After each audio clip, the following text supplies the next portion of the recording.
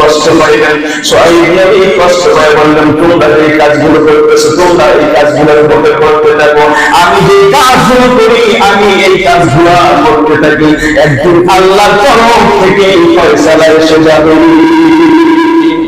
হঠাৎ গভীর রাত্রিতে যখন সবাই বিশ্রাম আদায় ঘুমায় গেল, ঘরের ভিতরে যখন ঘুমায় গেল, তখন হঠাৎ করে ভূমিকম্প শুরু হয়ে গেল।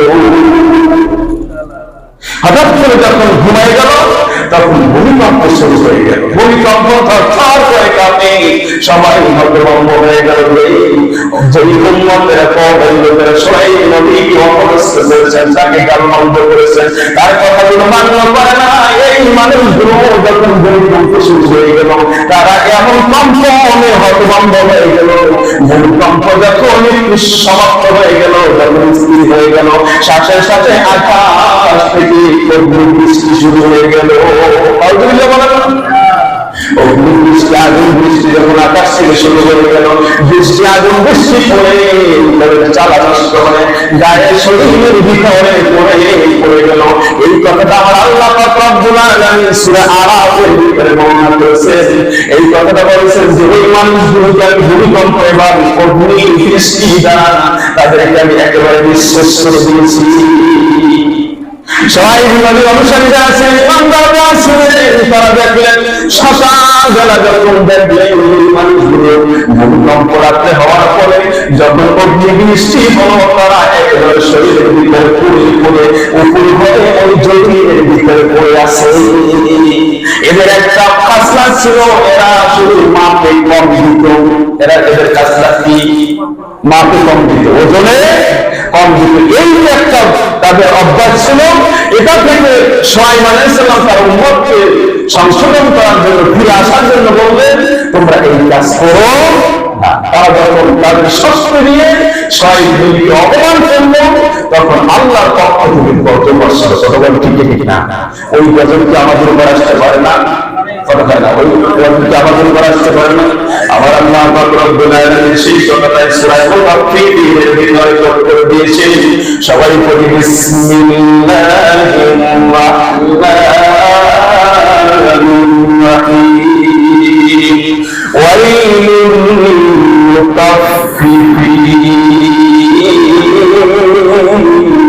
দুর্ভোগতাদের জন্য যারা মাপে কম দেয়। কোন দুর্ভোগ? সোহাইব নবীর উম্মতেরা যাদের মাপে কম দিত, আল্লাহর পক্ষ থেকে গজব আসছিল। আল্লাহ পাক রব্বুল আলামিন নবীকে বললেন, ও হাবিব, আপনি আপনার উম্মতদেরকে কথাগুলো শোনায় দেন। ওয়াইলুল লিল মুতাফফিফিন। দুর্ভোগ হলো তাদের জন্য যারা মাপে কম দেয়।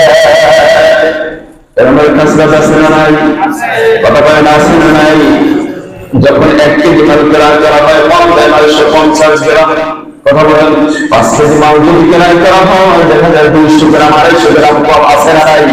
এরকমের যেই মানুষগুলোর খাসলা এরকম আছে, আজকে থেকে সংশোধন হয়ে যান। কারণ আল্লাহ পাক রব্বুল আলামিন তোমার জন্য এই যে একটা দুর্ভোগ আযাব কিন্তু পরকালীন জীবনে, ওই যে পরকালীন জাহান্নামের ভিতরে আযাব তৈরি করে রেখেছেন। কথা বলেন ঠিক না? এই মানুষগুলো আল্লাহ পাক রব্বুল আলামিন বললেন, আল্লাযীনা ইযা তালু আলান নাস ইস্তাগফিরুন।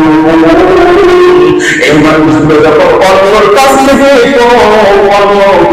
কোনো কিছু চায় করে নেয়, তখন সে পরিপূর্ণভাবে আদায় করে নেয়। আছে না? অন্যের কাছ থেকে যখন সে গ্রহণ করে, তখন সে একেবারে পরিপূর্ণ নেয়। কি বলেন? তখন সে 100 গ্রাম কম নেয়, সে কাছে থেকে একেবারে পরিপূর্ণভাবে মেপে তারপর সে আদায় করে নেয়। কথা বলছেন ঠিক না? এরপর আল্লাহ পাক রব্বুল আলামিন বললেন, ওয়াইযা কালাহুম আও ওয়াসালুহুম ইউহসিনুন। যখন সে আবার মানুষের কাছে ওজন করে দেয়, বিক্রি করে, তখন সে আমার মাপে কম দেয়। দুর্ভোগ তাদের জন্য যারা মাপে কম দেয়, যারা অন্যের কাছ থেকে নেওয়ার সময় পরিপূর্ণ নেয়, আবার বিক্রি করার সময় মাপে কম দেয়। আছে না নাই? আল্লাহ পাক রব্বুল আলামিন তাদেরকে সাবধান করে বললেন, আলা ইয়াযুন্নু উলাইকা আন্নাহুম মাবউসুন। এই মানুষগুলো কি চিন্তা করে না তাদেরকে একদিন আল্লাহর সামনে উপস্থিত হতে হবে? এই মানুষগুলোকে চিন্তা করে না, উনি যখন মরে যাবে, কবরস্থ হয়ে যাবে, ইসরাফিল যখন সিংহায় ফুৎকার দিবে, এই মানুষগুলো তার জীবনের আমলের হিসাব দেওয়ার জন্য আল্লাহ যখন তাদেরকে ডাক দিবেন, আল্লাহর কাছে যাবেন, কথা বলো ঠিক ঠিক না? তখন যদি তোমাকে জিজ্ঞাসা করা হয় তুমি মাকে অজরে কম দিয়েছো, কেন করেছো, কি জবাব দিবা? কিছুই তো জবাব শেষ থাকবে না। কথা